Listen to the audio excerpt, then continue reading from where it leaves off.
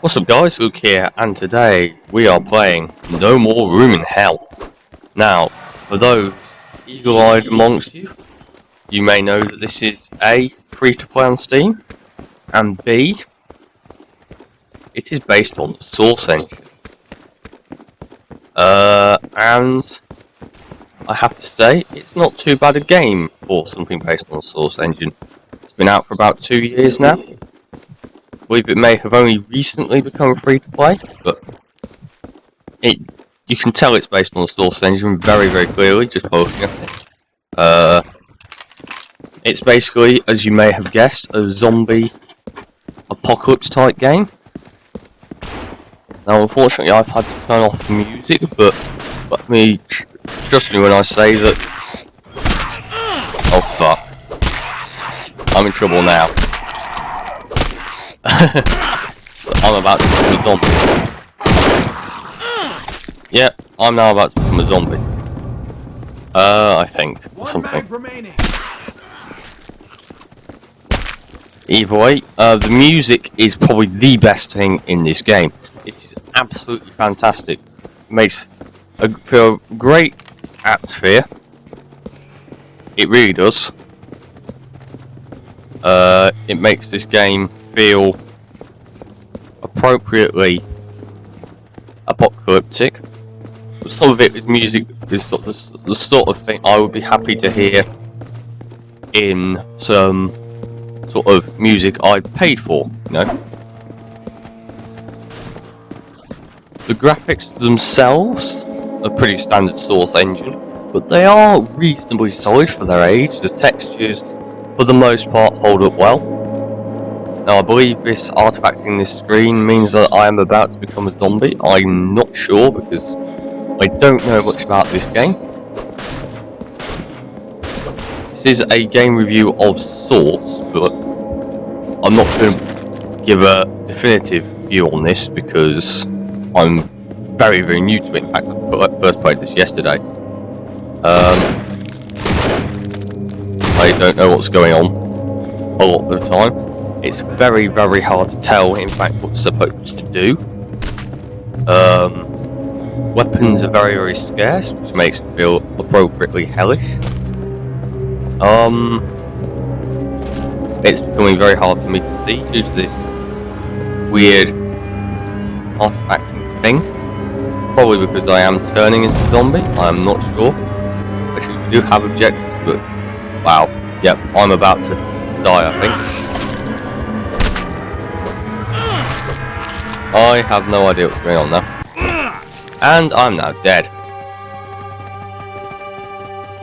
Now, the interesting thing is when you die, you get back up and you become a zombie. Okay, now you will notice one thing, is that what the spectator mode is broken. Essentially. Watch me go completely out of the map. Okay, that really shouldn't be allowed to happen. That's not just slightly out of the map, that's completely. I've now skipped straight through 4 and number. It's really hard to control because it's really, really fast as well.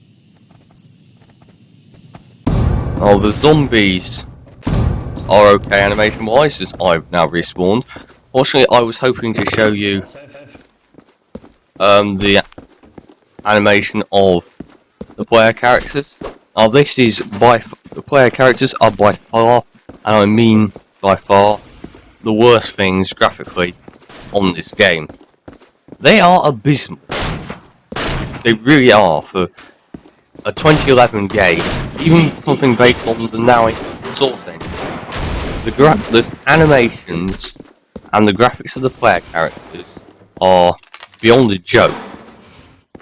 The E key is what I use to open the doors. The gore textures are very good. The other texture, so the texture is definitely low quality, but what's interesting is how accurate that they've tried to make things. I mean, you can tell that's supposed to be a Windows CD key.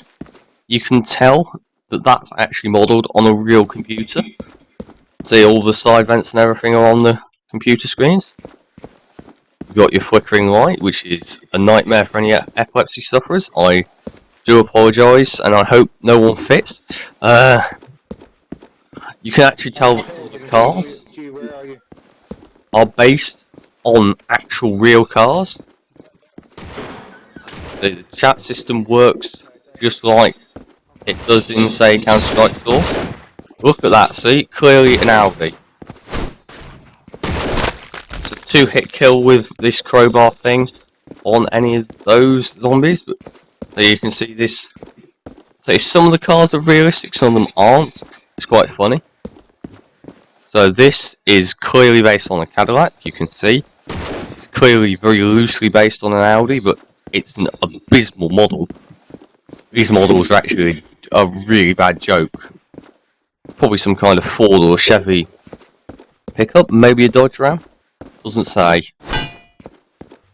Environmental objects don't really deform in this game. I think this is full Crown Victoria. Whoa, yeah, it is. But that's definitely not something it should be doing. You can very clearly see the Ford badge on there, even on something as low quality and low texture as that. It's on some of these things where the game really does begin to fall down, though. The walls themselves, I mean, they look dated and everything, but they're passable, but just some models, not own anything else, are really, really bad. But then you get really nice touches, such as this. You can see where the car's been reversed into the wall, with all the smashed glass and cracked mirror and things. This car looks like a caricature. Spaces jump. The other problem is you sort of get stuck and you have no idea where you're going or what you're doing. I mean, that's been my experience of it so far, is that I rarely know where I'm going. We're back in here again. There's a bit of pipe there. Guns are very, very hard to come by, but we open that door. Go back upstairs.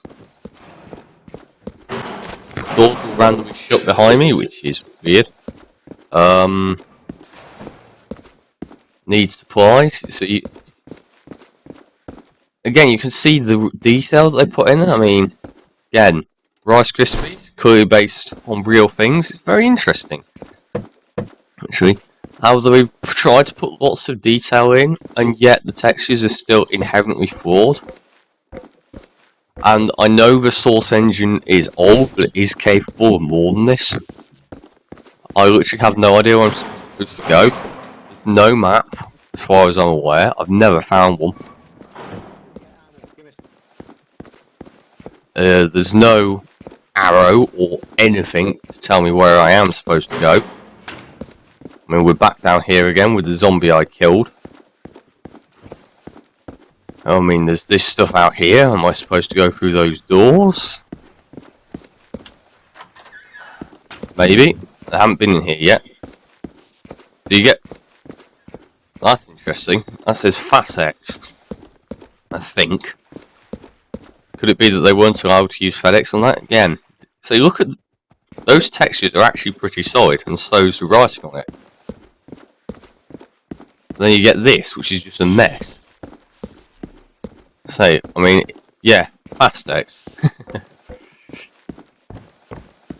I mean, yes, this is a free-to-play game, but the fact of the simple fact of the matter is, I have seen far better than this, graphically, on free-to-play games. The controls are fairly solid, but the weapons seem a lot slower than they are in most games, which I think is good. But it does make this game very, very hard, and very hard to learn. Maybe I'm supposed to go down here? That sounded like it hurt me. Water infects people. I don't want to go in there. Can't see. Now this is the problem. I have no idea where I'm going.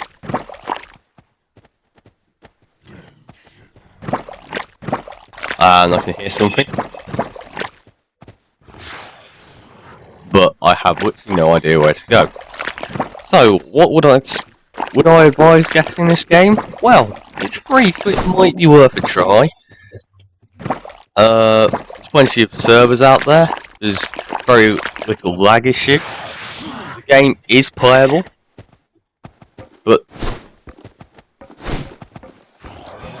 graphically this game is subpar. The audio in terms of music is fantastic. It really is. In fact, it's almost worth downloading just for that. In the menu and everything. However, it really is not worth the downloading if you're into nice sounding, nice textured games, because listen to that, that sounds awful. Now, where am I? Oh! We found someone who's given us a knife. Yes. There is the knife. Okay, this is another one of those pickup trucks again. Yeah. Okay, so have this Unimog here. Wait. I'm going to take this shotgun. Well, okay. Or I would if it would let me pick it up. This is the other issue, is sometimes you can't pick these things up. And you've got no way of telling how much ammo you have. Next objective, pick up walkie-talkie. Okay. Right, looks like my main inventory is full. You can check it by pressing 1 and 2. I think different things take up different amounts of room, which is quite a good idea.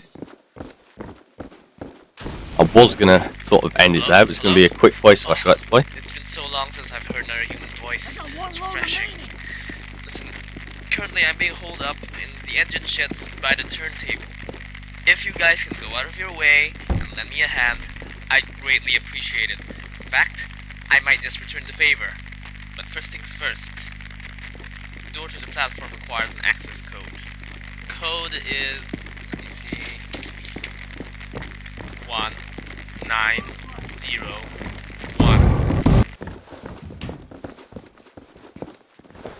Let's do this. Where the hell are they? Okay, so we got a random. We've now got some idea of what I'm doing. We're back here. Everyone here.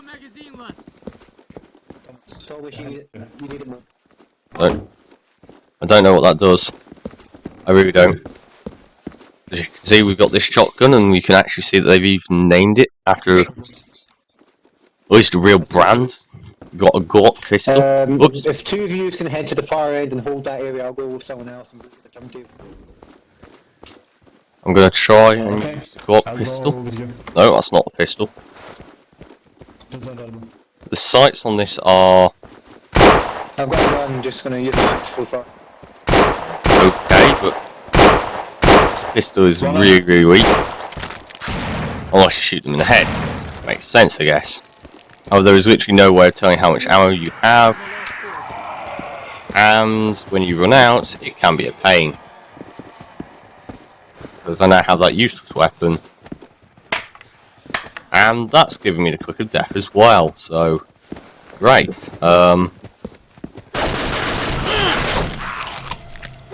Apparently this knife is not very effective.